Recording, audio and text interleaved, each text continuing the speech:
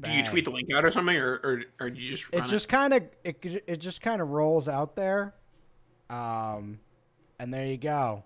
So you can retweet it You actually if you on your Twitter it goes to. yeah. Cool. Or live and in person, but not in person, but we're tweeting We it are live. we are live right now, Nathan. This is Cool. episode People are 10. watching. This is episode 10 of the Dynasty Dudes. Um, who did we ever have a sponsor? Did we ever get to that point in our I I think that we might have had RSO like give us like $8 once. That may have been as far as it went. Well, I Um, never saw any of that money. So the well, fact that you were hoarding our funds, with interest, it's about $32 now. So oh man, so this is a fun one. I wanted to have Nathan Powell on, my buddy, for the last, God, we say a decade, definitely over a decade at this point, right? I mean, when did we yeah, no, first I mean, connect? yeah, I mean, I first got into fantasy football, like writing and Twitter, et cetera, while I was in college. So like 2013 ish. So it was probably 10, 11 years now. And, when I first started, I was writing with Fantasy Football Warehouse, which was Dan Satterley and a couple other guys. And then obviously I connected with Ryan McDowell very early on. You were very early on. And then obviously some of the people that are like long gone and have gone on to much greener pastures than Twitter. Yeah, yeah. Well, I mean, that is, so yeah, 2013, we were kind of both on the dynasty scene at DLF, and we ended up connecting and being like, hey, we're playing in some leagues together. We're having fun. I feel like, our styles kind of melded together for dynasty leagues to the point where I just am like, all right, what is Nathan thinking? I'm just going to generally do in that range of strategy now. But, I mean, we've played in dynasty leagues for over a decade now. And I feel like after a certain point, you're like, all right, I see all his cool moves. He's seen all mine. There's no secrets anymore. We're just kind of like running it. No, and I think this happens with pretty much anybody who starts playing in Fantasy Dynasty. They see some of the guys they're playing in leagues with, or see guys that they don't play in leagues with, that they see their, nice trades on Twitter and stuff like that. And like early on, like you and Ryan were pretty much like, okay, what moves is Ryan making? What moves is Russell making? I think one of those worked a little bit better than the other. I don't know which one it Yeah, was. I'm gonna say Ryan. Ryan is the Michael Jordan of dynasty leagues, basically. Yeah. But And so you kind of mold, like, I obviously my dynasty like play style, which I haven't talked about my dynasty play style in years, but like is very much like, build youth, productive struggle, as coined by Ryan. And then the other half of my dynasty strategy is where I got from you was got first round picks that end up being terrible. You collect them. That's a very important strategy with Russell Clay, is that you're looking for some of those guys that bust early on, and then because they have the draft capital, teams rely on the Devontae Adams type, where it's like he gets so much volume early in his career that he looks bad. Then it's like, wait, they just keep, because of the draft capital they invested, like, okay, we're gonna keep on trying and trying and trying, and then for every Devontae Adams you have a Justin Hunter. But looking at heavily investing into young guys and also heavily investing into guys that went early in the NFL draft is really how I like build my dynasty teams. And part of that's just you kind of, I think in 2024 draft capital is one of the biggest things with any dynasty value, anything. In 2015, if you were like, hey, I'm drafting this guy at 108 because he went at the 16th pick of the NFL draft, they'd be like, yeah, but like he doesn't have the opportunity, or yeah, but his numbers were low in college. Like a lot of times now, like people are just like draft capital, and that's like a legitimate, and it's always been a legitimate reason, but more so, it's more of an accepted legitimate reason for making a draft pick. the edge in that area is completely gone at this stage. Like you're saying, someone in 2020 who came into the league, first of all, they're going to say, who the hell is Justin Hunter?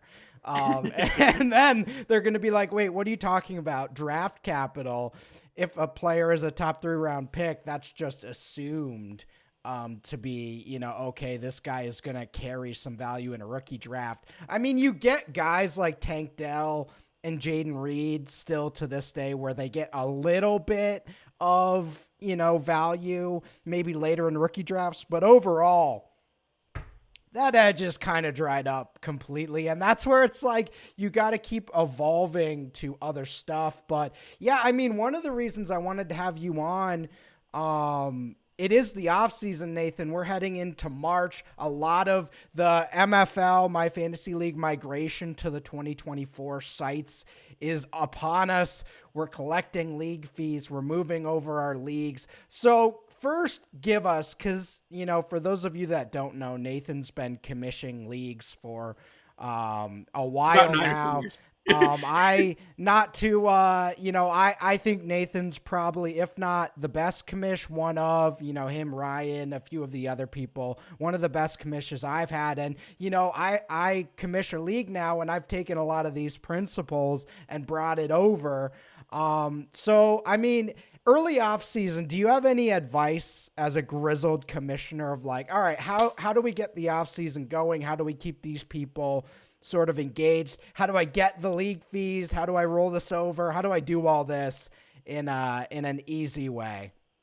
Yeah, I mean, I think that the biggest component of January to March to early April of being a commish is effort. EFFORT, effort. Because I even do it myself. I have some leagues that I put more effort into, and I have some leagues that I put less effort into. The leagues that I put more effort into, I have filled by January 10th. I have, okay, here's the list of people that left. Here's the openings. Here's the list for the dispersal. And then I have it moving. And then there's the one where I still haven't filled it, and it's March. It just where you're shifting your priorities and your attention. And so obviously most people aren't commissioning 14 Dynasty leagues. Most people are commissioning 1 or 2. And that way you can hopefully commit that time that is needed in order to, fully roll over a league in January and then into February as like official MFL rollover occurs if you're an MFL. Of course, Russell, you and I, we sound like we're dinosaurs talking about playing on myfantasyleague.com because everyone else and their mother is now on Sleeper Fantasy. But pretty much all my leagues are still on MFL, and people yell at me for it, but I don't care.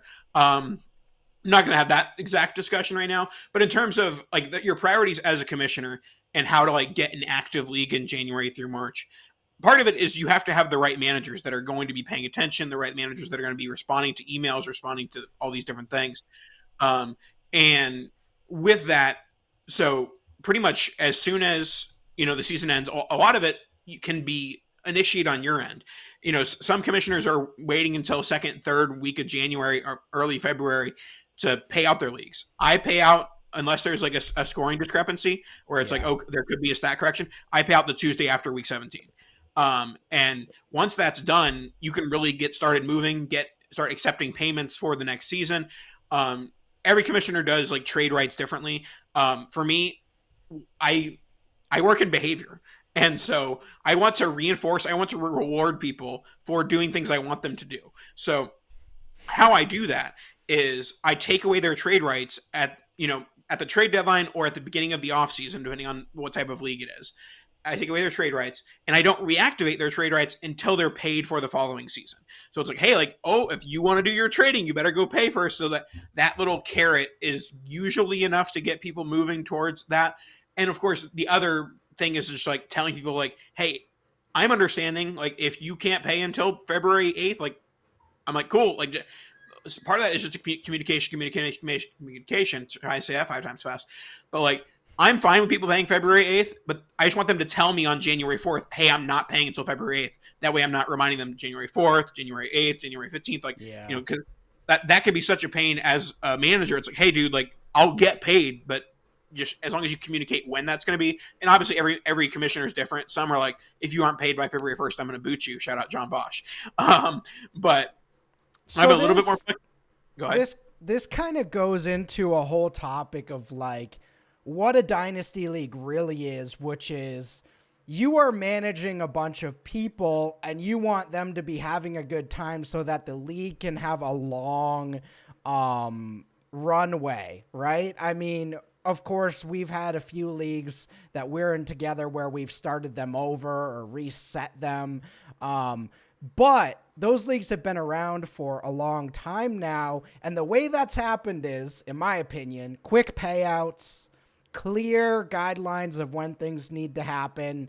I really do believe the quicker the payout, people have a good feeling about that league because they trust it. They know the money's coming in. And I feel like when there's any type of monetary confusion or anything, that can really throw off what's going on. But yeah, the early off season, setting the trade rights is definitely a good one. If you're seeing people trading and you don't have those rights yet, that's certainly a motivator to pay. But yeah, overall, I mean, I've seen so many dynasty leagues, especially, you've probably seen this at DLF and, across your travels. And I see it in the chat where it's like, I was in for 1 year and the league's gone. And so yeah, that's the biggest nightmare. And at this point in my life, I'm like, I want leagues that are going to be around. That's what I almost care about that more now than like the actual league. It's like, how do we keep this ship together and not sink? No, sure. I mean, 90% of my leagues are commissioned by myself or Ryan McDowell. So like I know myself, I know Ryan, and not to say that my other 10% are bad commissioners, but I don't really branch out too much from a commissioner perspective. Now, not to say other people shouldn't. Like, not everyone has the energy or time commitment to be a commissioner of 14 leagues. If they want to play in 20, like, and commission 14, like, that's a lot. No. But I think that, having a well-known commissioner that it pretty much, if Ryan or I or Scott or whoever is folding a league, it's because like it's reached its endpoint. It's like, all right, either A, we can't recruit for this league anymore, or the commissioner doesn't have the energy for it. And like, if I stop having the energy for the league, I can guarantee you half the league stopped having the energy for it 2 years ago.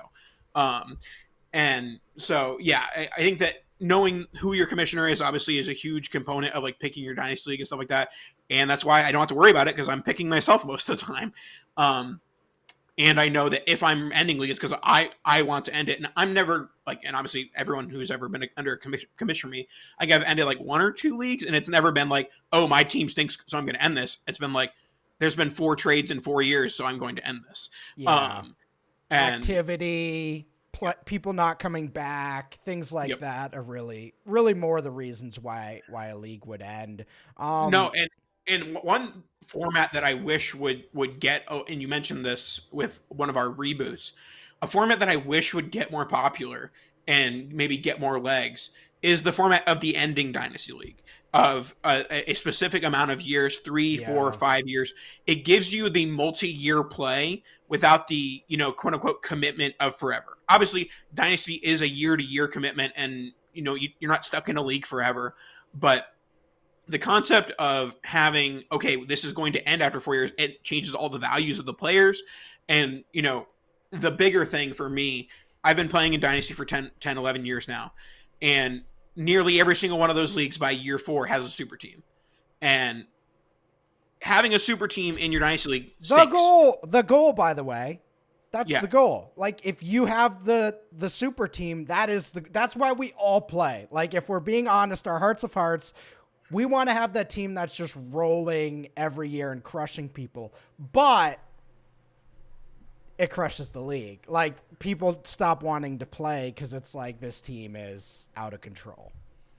Yeah, and I haven't seen this happen a ton, but I think it can happen where if you're advertising a couple of orphans for a league, and then they go into the league and they see, okay, this guy has, CD Lamb and Patrick Mahomes and Tua Tagovailoa, like all and these Jamar Chase and Justin Jefferson. You're like, all right, I'm not joining that league. Like, why would I rebuild in that when this guy is going to have a stranglehold on this for 6 years?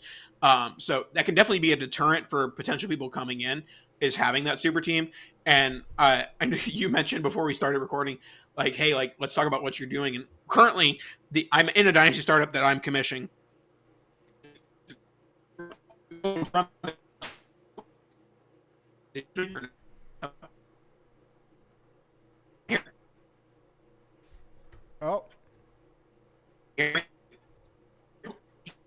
Vaguely. We're back. We're back. I don't know what just happened. I don't know if the stream resumed. I think it was. All right, let's be clear. This is the second. What just happened? What happened to my camera just now? I just like wiped it off and it's gone. Here, let's leave again. All right. Okay. Technical difficulties here.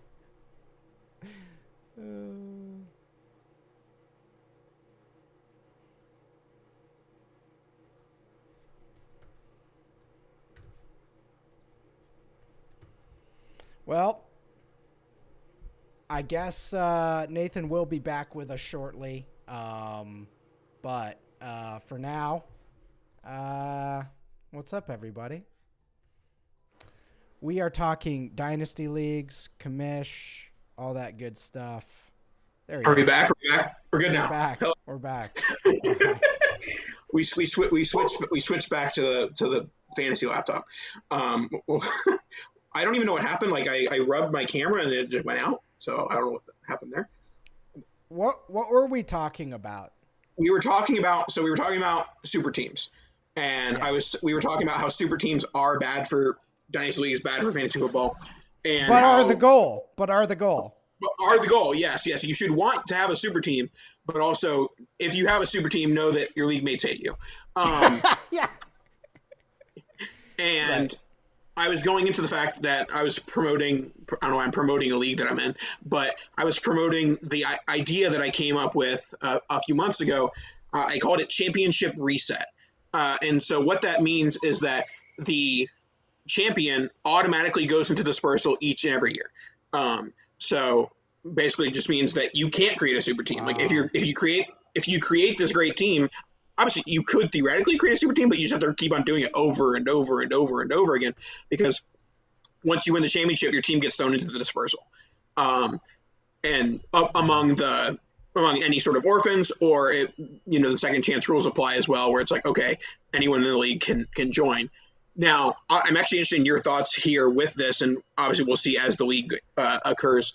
So when the league was formed, I wanted to put some sort of restrictions on the number of times you could join the dispersal, whether it be, you can't join in back-to-back years, or the other cool idea I had was you could join the dispersal once, and then after that, each time would be an exponential, like slightly higher payout or buy-in towards a progressive pot, where it's like, okay, if I want to do it every single year, it's going to cost me a little bit of money, nothing like life-changing, but like if it's a $40 league, it's going to cost you, $48 to do the dispersal sort of thing.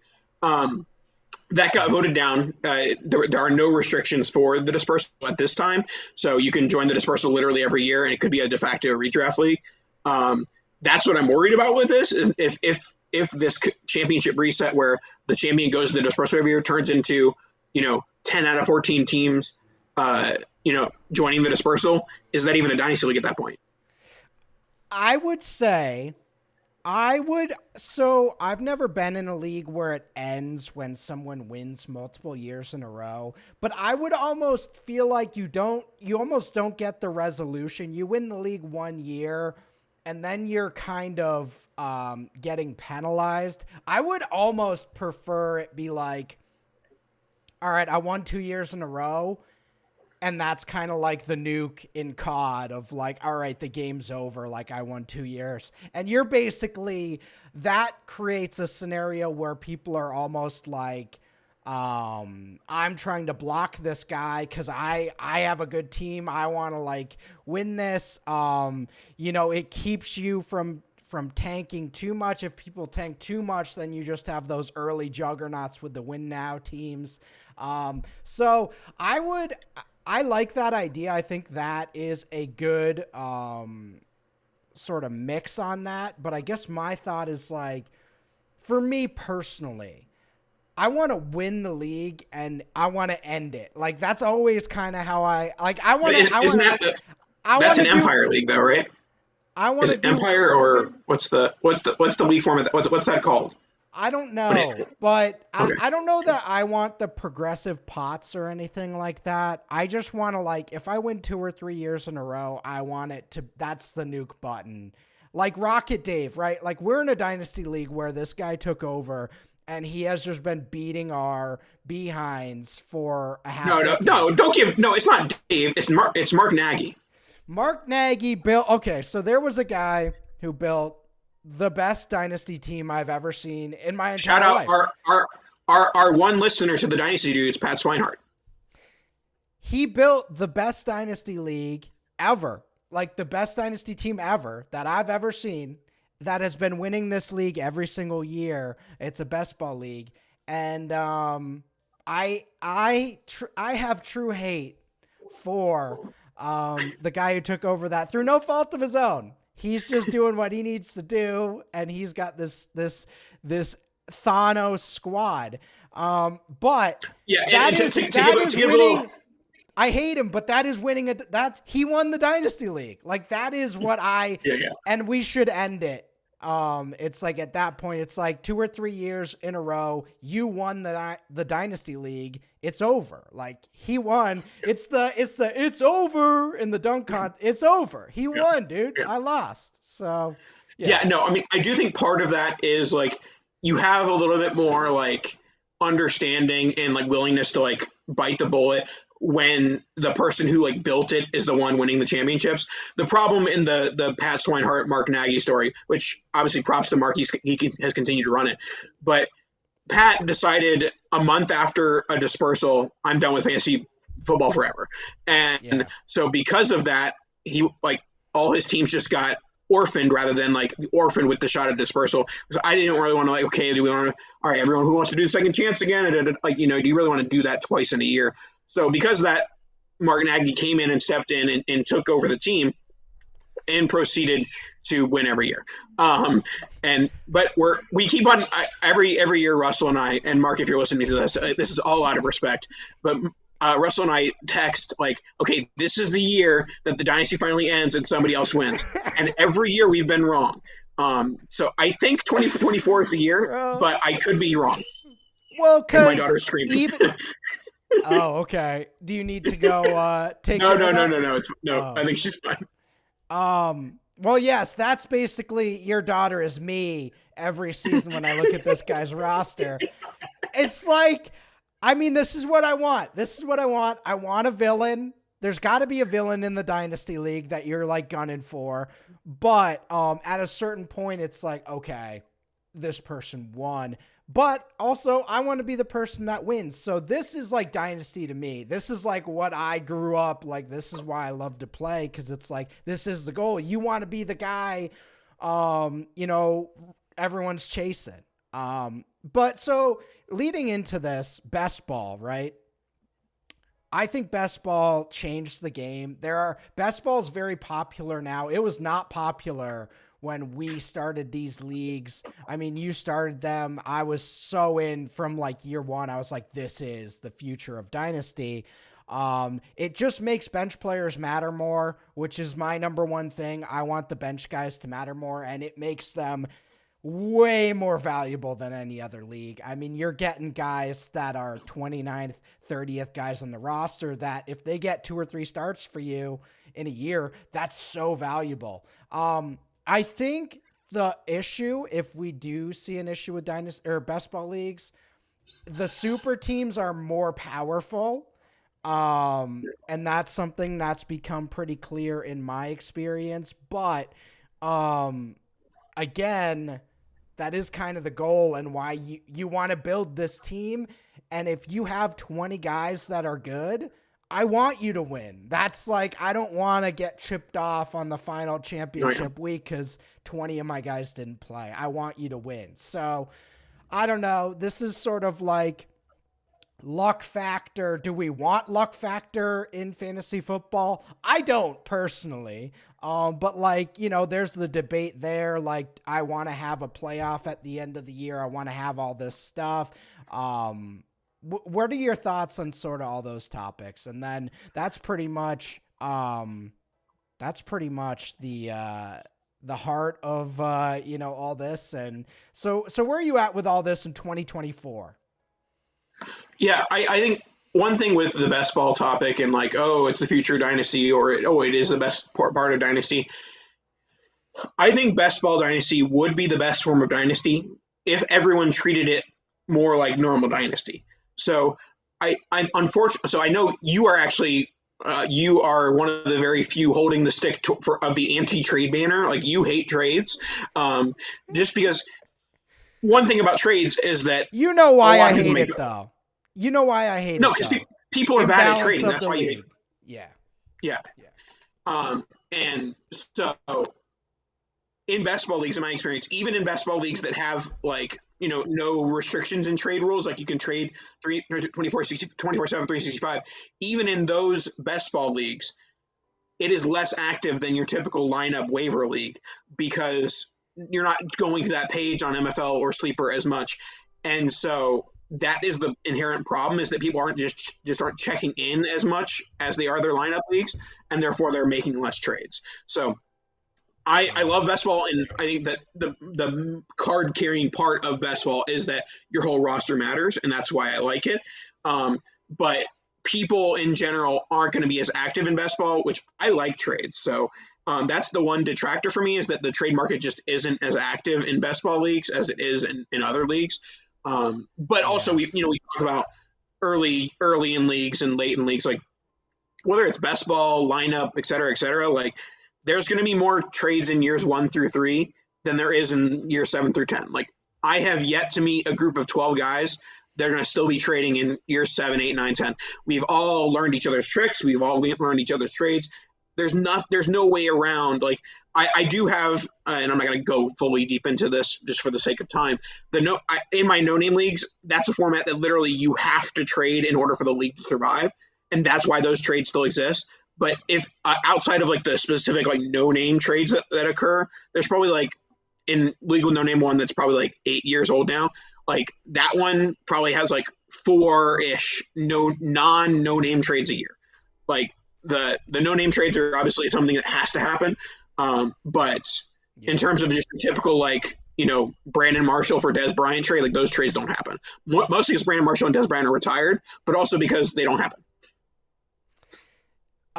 This is a great point. The more mature a dynasty league is, the more people have the players they want, the more everything's kind of solidified into what we're looking at.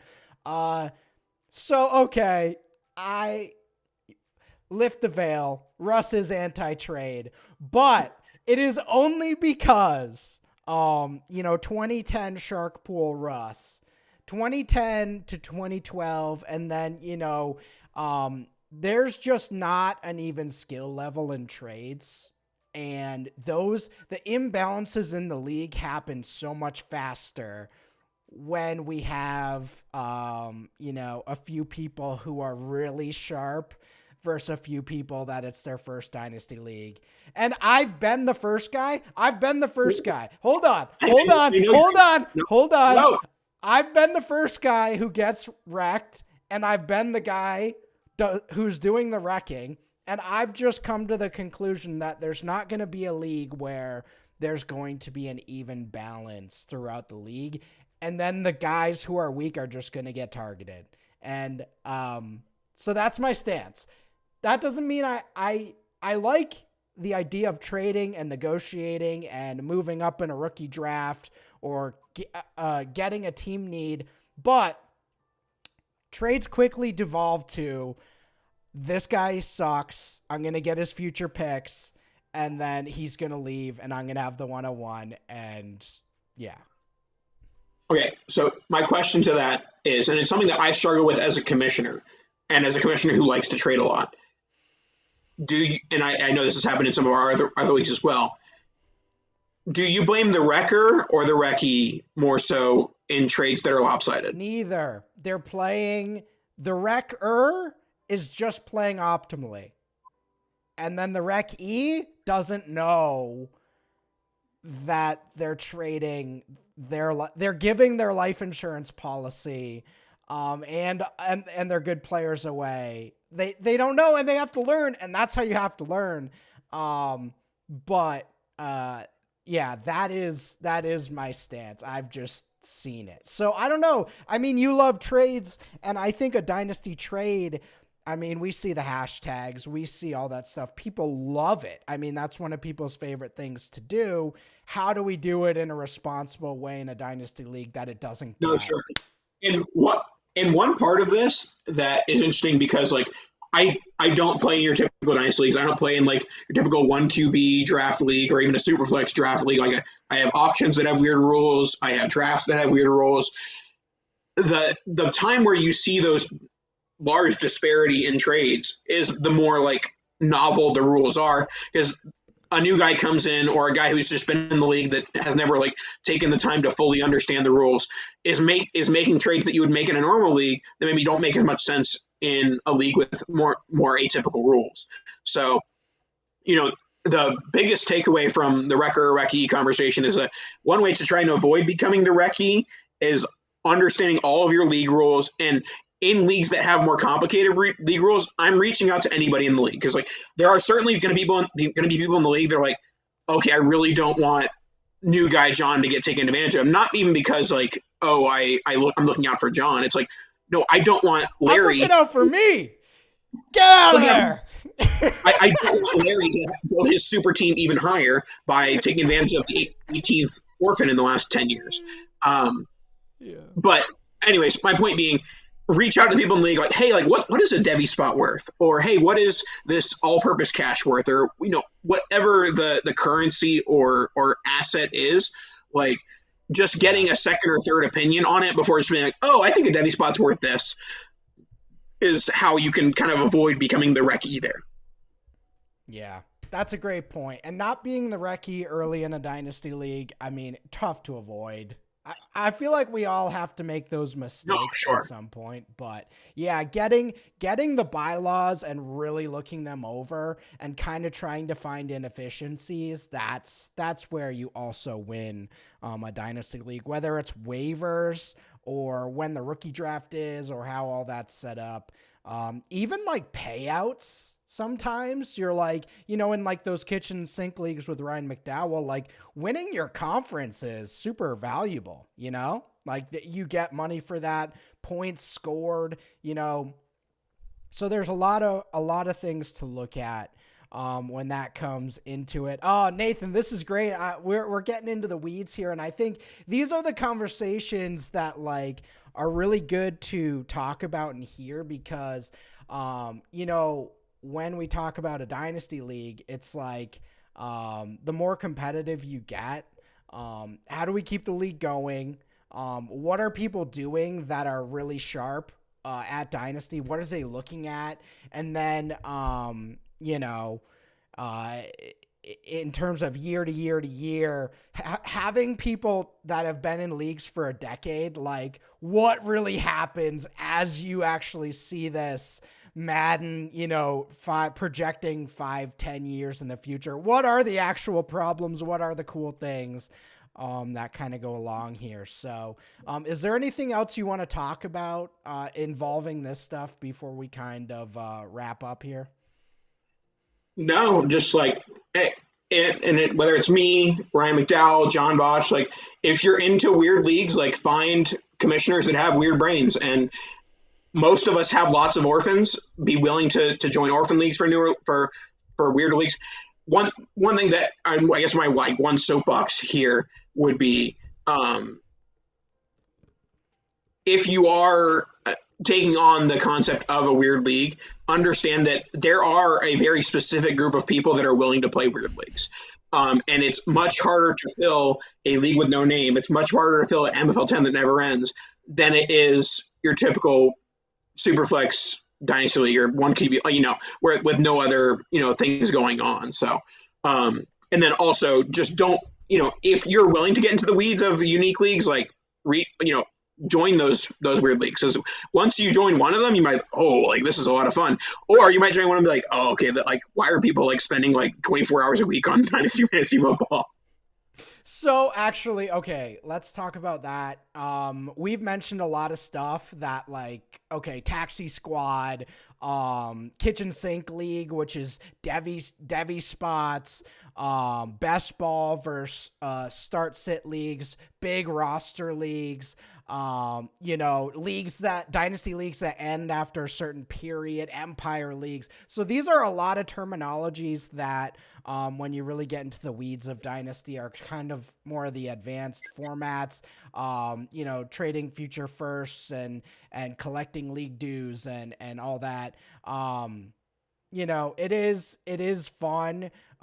Last question for me, you kind of made me think about this.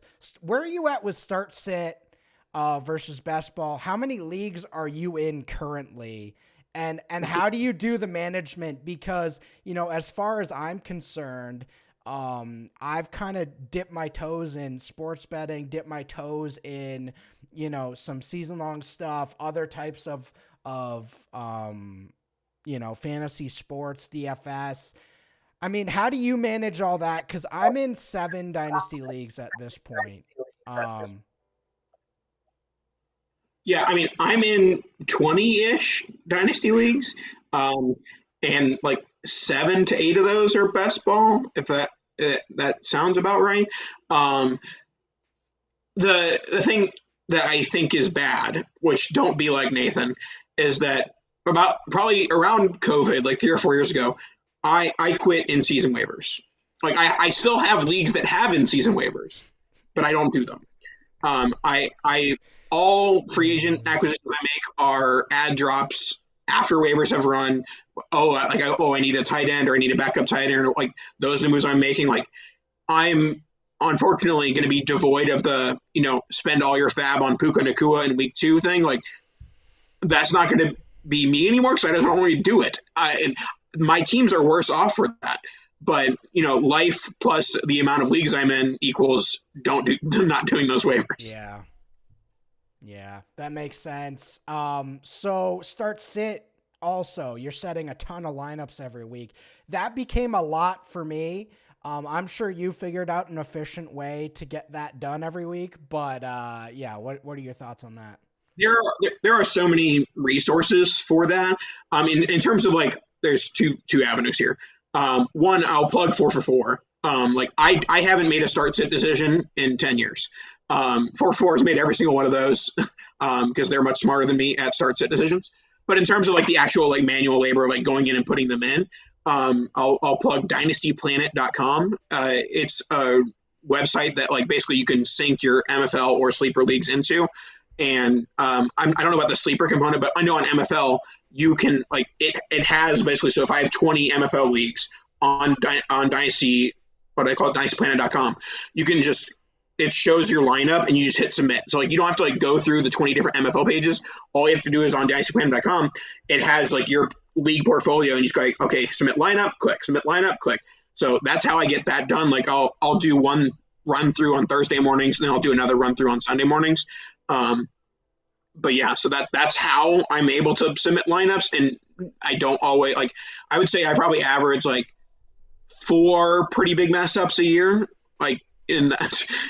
Yeah. But that's as long about as one the of the price. Yeah, that's about what you would price in. If you're playing in a lot of leagues, you're gonna make mistakes, and you kind of just priced in. I've heard companies do that for like accounting errors. They just know they price, like I just price in that there's going to be some mistakes somewhere, and it's like, all right. But that's awesome, man. Well, I thought this was a great combo today. I think we're going to get people's brains thinking about their leagues and what they want to do with all that stuff. A side question, baby life. We got a 6-month-old in the Powell household now. So how's all that coming together? it's going good. All of the things about parenting, like the great things are true, and some of the bad things are over exaggerated. But I'm 6 months in. I'm sure that there's other people that are much further in. They would agree and disagree about certain things. But no, I've loving dad life. I love my daughter. I love my wife. All those things. Here's the one thing that I will say. If and when you have children, and if you have dogs at the same time, they will drive you insane. Like the baby is sleeping, but the dogs are getting up at midnight. And I'm like, what are you doing? Like the baby is sleeping. You should be sleeping. Dad life, baby. All right, Nathan, thanks so much for coming on. And yeah, I guess we'll see you guys next time.